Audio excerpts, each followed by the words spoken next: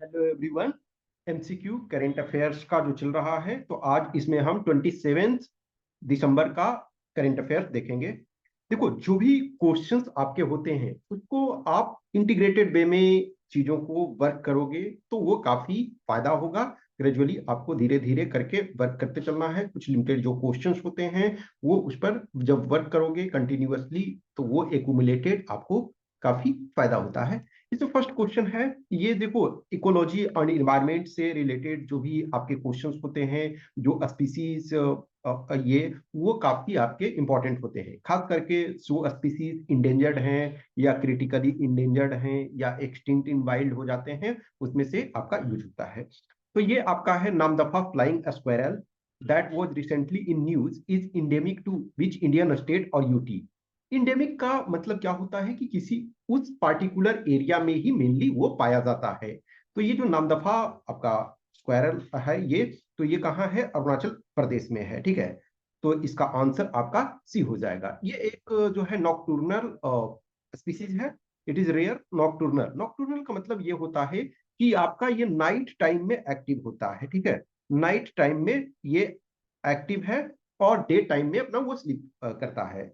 तो in Namdapha tiger reserve in Arunachal Pradesh. अब ये देखो एक्चुअल में क्या है ना, कि नामदफा आपको टाइगर रिजर्व भी पता होता तो आपका बन जाता, और ये नेम भी दिया हुआ है। ठीक है, it is distinct from the red giant flying squirrel, another species in the same ecosystem, primarily due to the prominent tuft of hair on its hair. ठीक है, after an absence of 42 years, the Namdapha flying squirrel has been rediscovered in Arunachal Pradesh.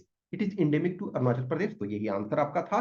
Last described in 1981, the species was thought to be extinct or confused with a similar species. देखो, बहुत सारे species होते हैं। अब उनका regular रूप से जो भी ऑब्जर्वेशन होते रहता है, कुछ जो ऑर्गेनाइजेशंस होते हैं वो करते रहते हैं, कुछ जो बर्ड वॉचर और जो एनजीओज वगैरह होते हैं वो भी करते रहते हैं।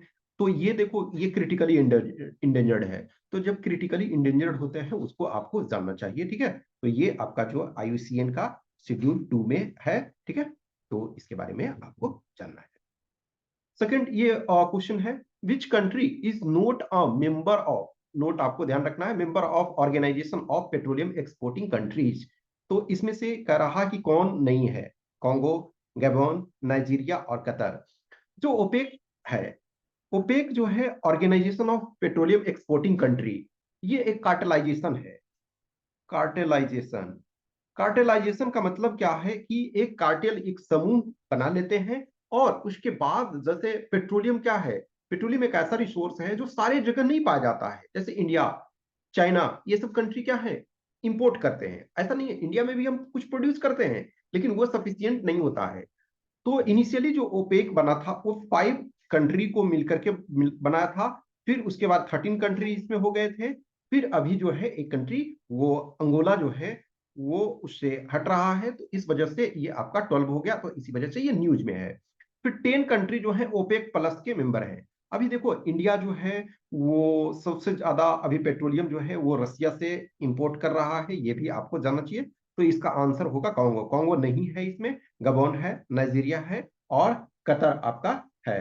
तो ए आंसर हो जाएगा इसमें। ठीक है, तो ये है कि on December 21 2023 Angola announced it was leaving the organization of petroleum exporting countries after 16 years of membership. The move will reduce the OPEC number of OPEC members to 12। तो 13 था और ये अब ये हट जाएगा तो 12 हो जाएगा। OPEC was establish in 1960 by the 5 founding members, Iran, Iraq, Kuwait, Saudi Arabia and Venezuela. तो ये फाउंडिंग मेंबर्स हैं। उसके बाद ग्रेजुअली धीरे धीरे ये जिस ईयर में मेंबर्स जुड़ते गए, जैसे इंडोनेशिया है वो 1969 में, और इनिशियली जो है बगदाद में स्टेब्लिश हुआ, और अभी जो इसका कैपिटल है, सो ये हेडक्वार्टर जो है वियना में है, ऑस्ट्रिया। ठीक है, तो कतर वाज वंस, कतर भी एक समय मेंबर था, तो इसने लेकिन 2019 में कतर हट गया। तो इसका आंसर ए हो जाएगा।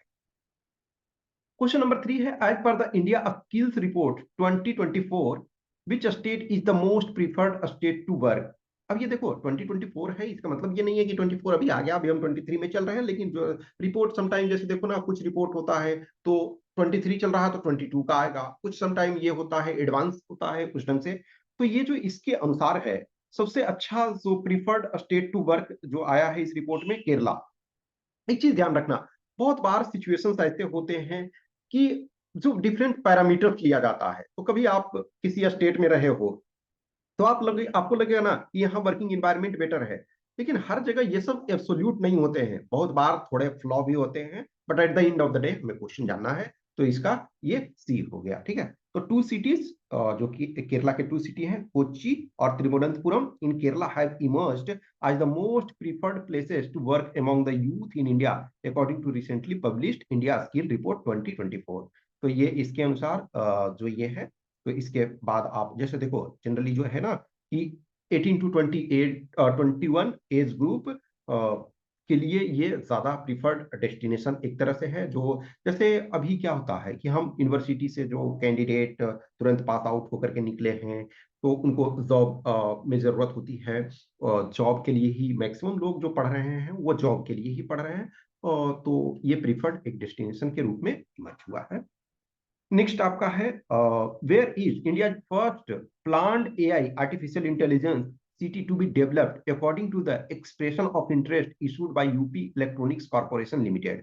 तो जब देखो एक चीज है कि जो ये आपका यूपी से संबंधित है, तो आप ये मानो कि ऐसे भी आंसर क्वेश्चंस जो है वो इस ढंग से फ्रेम है कि वो बहुत आसान है, तो ये आपका लखनऊ है। ठीक है, तो जहां यूपी आ गया, अब ये देखो दिल्ली यूपी में नहीं है, हैदराबाद यूपी में नहीं है, बैंगलोर यूपी में नहीं है, तो ये एक तरह से क्वेश्चन से ही आपको क्लियर हो जाना चाहिए।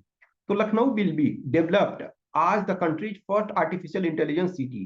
Chief secretary DS Mishra led a team of officers from various departments to work on this plan for 8 months before giving a detailed presentation on this to Chief Minister Yogi Adityanath recently। देखो जो India for example है कि India 5 trillion economy बनने की राह पे है, जल्दी ही 26 27 28 के आसपास तक ये इंडिया 5 ट्रिलियन इकोनॉमी बन जाएगा। उसमें से जो यूपी ने टारगेट रखा है कि यूपी 1 ट्रिलियन ये बनेगा। तो यूपी एक बड़ा स्टेट है, और ऑब्वियसली यदि देखा जाए तो इंडस्ट्री जिस लेवल में होना चाहिए वो लेवल में नहीं है, इंडस्ट्री उस कंडीशन में नहीं है, लेकिन एक्चुअली जो मैन पावर है वो सबसे ज्यादा है। यूपी का पॉपुलेशन ऑलरेडी बहुत ज्यादा है। तो Uttar Pradesh India largest state यानी इन टर्म्स ऑफ पॉपुलेशन, ठीक है, plan to build the country's first AI city. ठीक है, the AI city is propose to be located in the city of Lucknow, जो कैपिटल है उसका, according to an expression of interest issued by UP electronics corporation limited. The city is expected to become a hub for nurturing a culture of creativity and entrepreneurship among AI, artificial intelligence और machine learning startup। Okay. Next question number 5 है, where did PV Sindhu rank in the Forbes list of 2023 highest paid women athletes। तो ये सो PV Sindhu है, PV Sindhu सो है medal जीती हुई हैं Olympic में।